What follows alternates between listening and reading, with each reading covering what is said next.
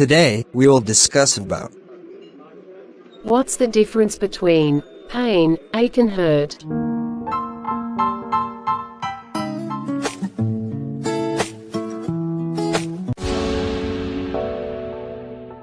subscribe for more videos. Like and share the video with everyone. तो चलिए शुरू करते हैं। First, pain. पेन अर्थात पीड़ा। Pain is something external.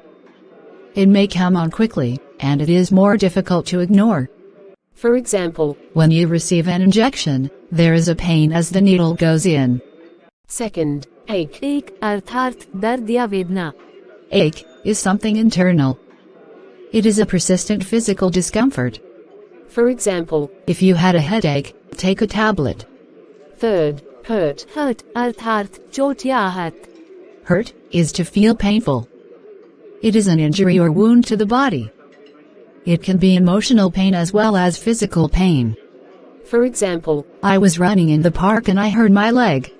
We hope you like the video. Please comment your opinion below. And if you find anything difficult, please repeat the video lecture immediately.